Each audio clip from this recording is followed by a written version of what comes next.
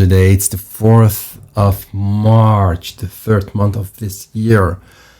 And to be exactly, this is day number 63 of this year. And it wasn't really easy for a lot of crypto people in this space.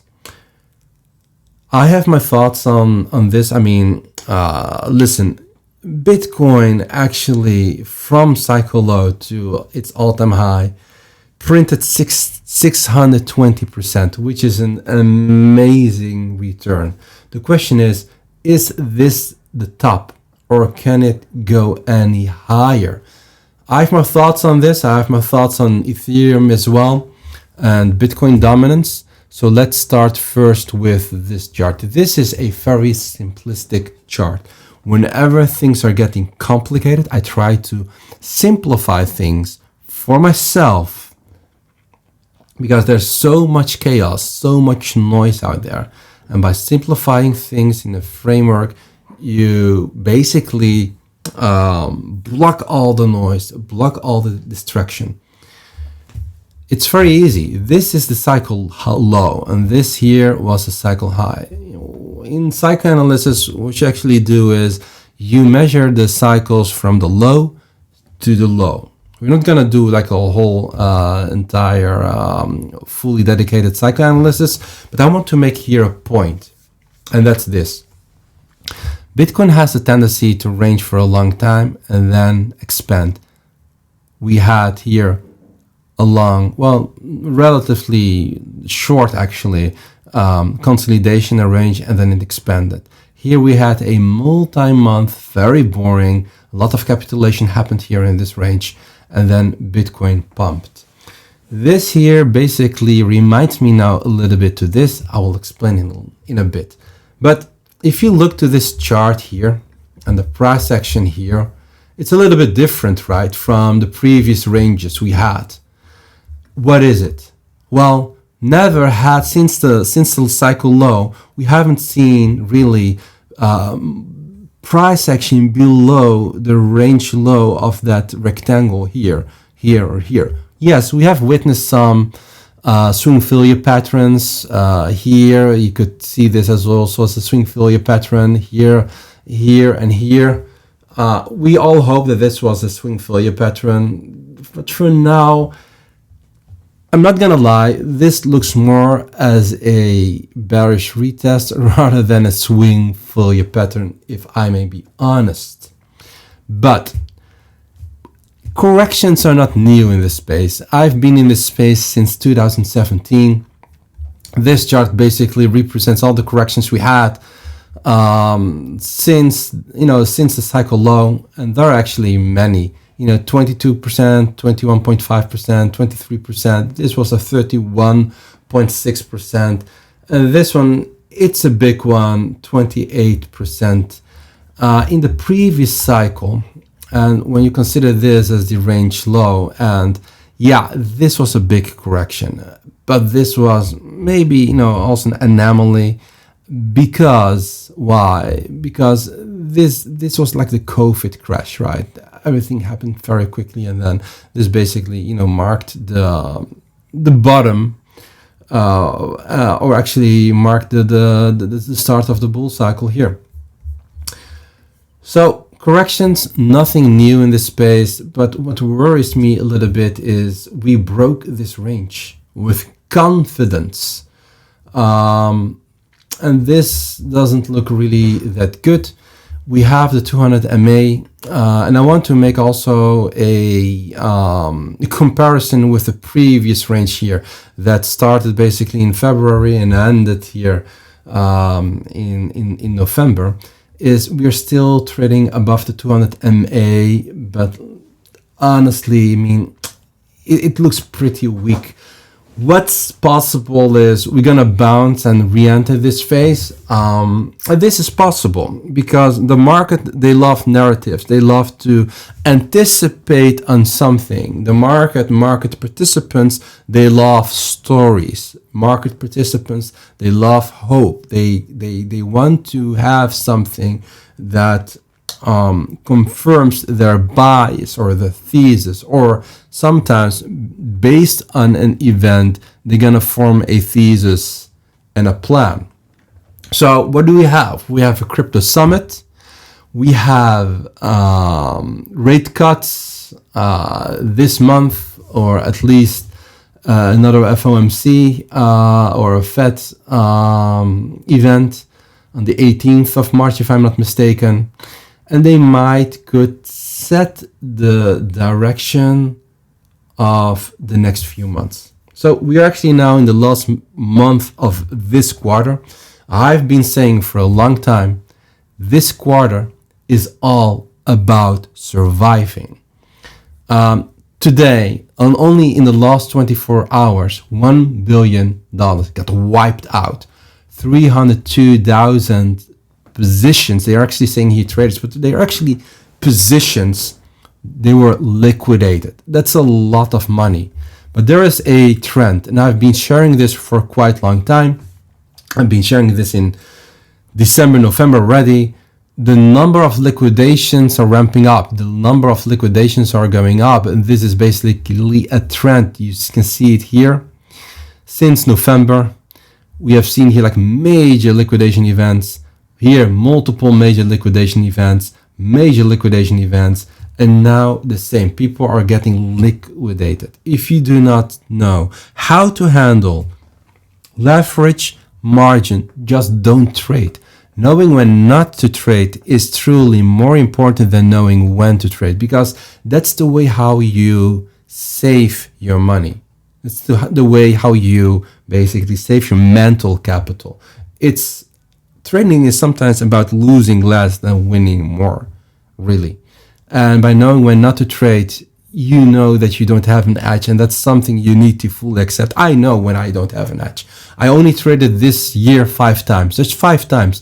I anticipated I would have traded more, in November, December, because I had like a different outlook at that time. But I only trade when the market presents me a setup that I can execute, that I feel comfortable with, and where I know where my point of invalidation is. If I don't know, I don't trade. It's easy as that.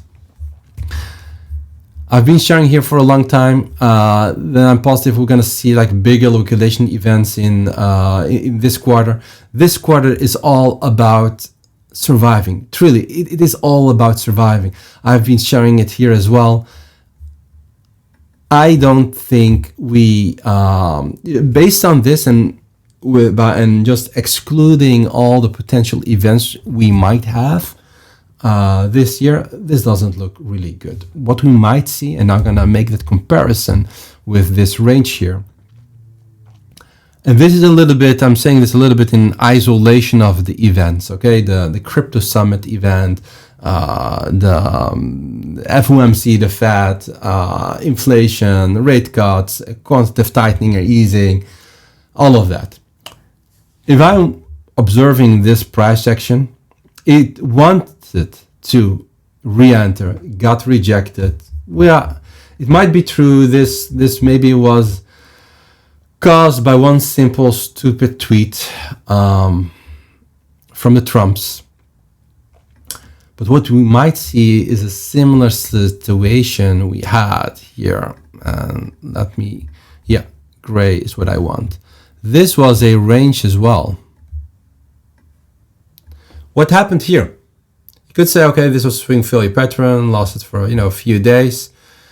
It went up, right? And then here is another part of that range.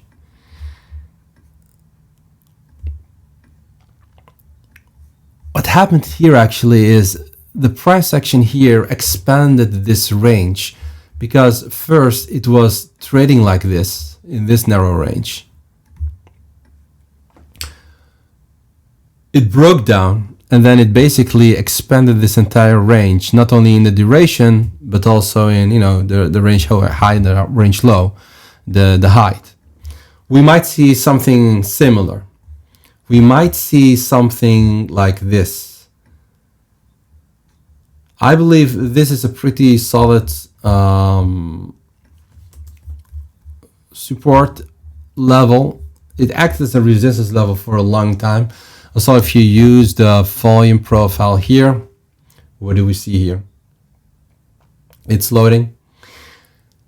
And why I'm also saying that we might see expansion of this range is actually also what happened here, right? I mean, the 200 MA is still rising, that's true, but it doesn't exclude the scenario that we're going to see some whipsawing, up, down, up, some mean reversion, and this could be really nice for mean reversion traders, up, down, up, down, up, down, and then it's gonna get decisive above the 200 MA. It escalates to the upside.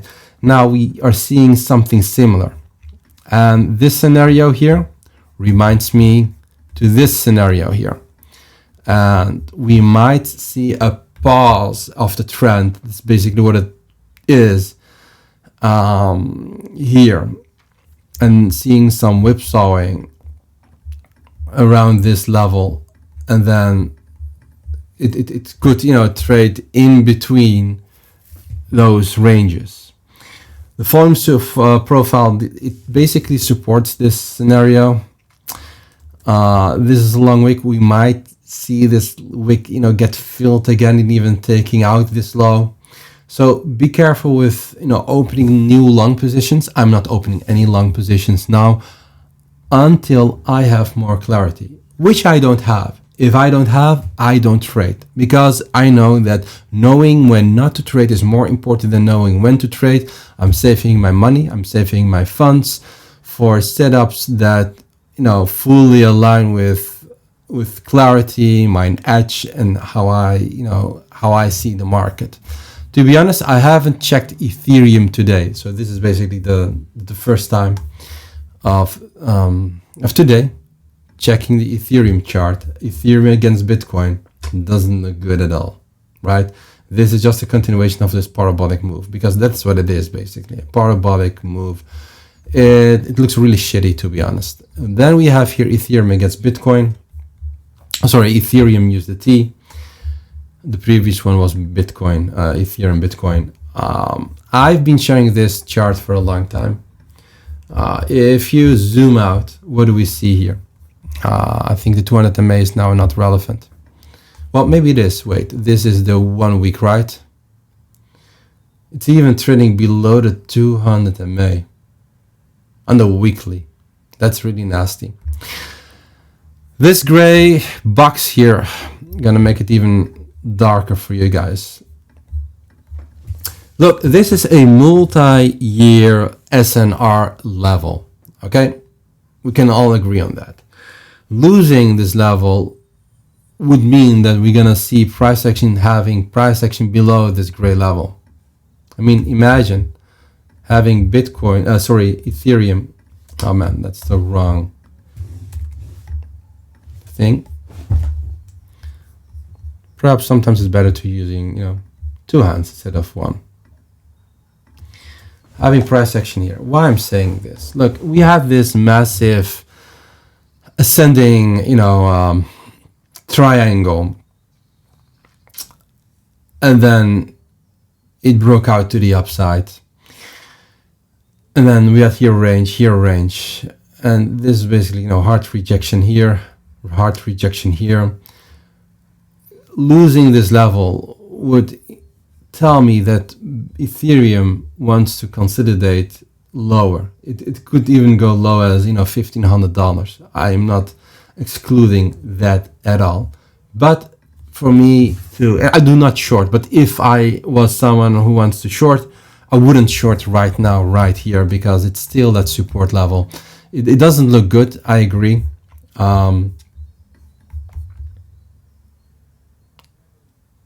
Maybe I would wait for that bearish retest before opening a short. And again, I do not short. I am basically against shorting. What else do we have for today? We have, where is it? The Bitcoin dominance. Still strong. Yeah, still strong. Let's get rid of the 200 MA. This looks still very strong, the Bitcoin dominance. And then we have also the Bitcoin dominance that excludes the stables. What do you see here? Do you see your strength or weakness? If this was a chart, like your 4 hour chart, would you long or short this? This looks really good. You might say that this could be like a continuation of this uptrend. This looks really strong in the Bitcoin dominance. At this point, I'm not comfortable selling Bitcoin for altcoins at the moment. We have here the total 3. I was sharing this thesis a while ago. This is a confirmed bearish divergence. If you guys want to know more about the RSI and bearish divergence, let me know.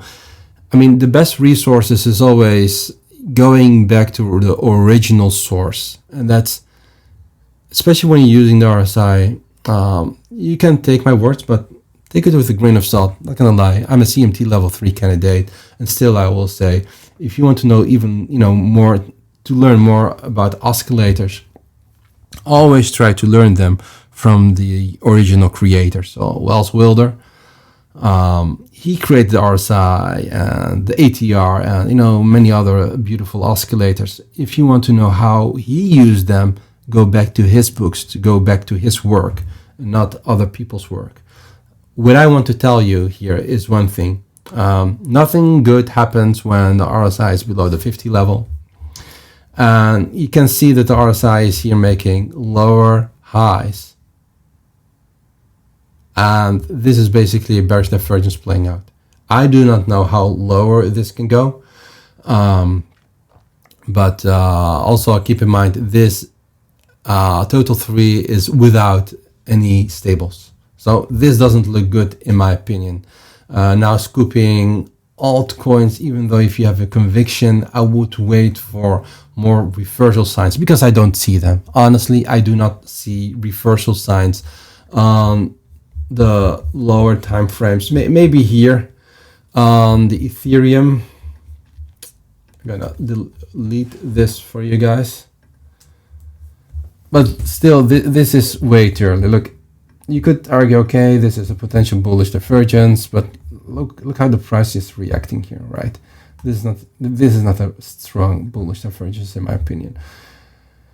For me to play this as a bullish divergence, I want to see at least like the RSI curling up, taking this high here, like this local little high, and would look something like this, right? Then I would feel a little bit more comfortable, because then I see at least momentum is speeding up a little bit more to the upside, because at the moment I don't see any interesting momentum that I want to write. The only thing I want to write is nothing, and just keeping my some of my alts, and of course Bitcoin. And with that said, people, be careful. I'm gonna share an update probably this week. Keep an eye on the 200 MA. Whipsawing could lead to an expansion of this range, as I explained, similar to this. Again, we have some major events. They could maybe spark a direction to the upside, and then maybe we could reclaim this. That could be very interesting. That could be, then in hindsight, we could say this is just deviation, a crazy swing failure pattern, a fake out, whatever. But for now, just in isolation, charts in isolation, without taking into consideration the big events, this doesn't look good. I'm gonna update you guys soon this week. Keep in touch. God bless, and see you around. And by the way, I've done this video for free, so give me a free like, share this, give a comment. I appreciate you. Ladies and gentlemen, big love. Bye-bye.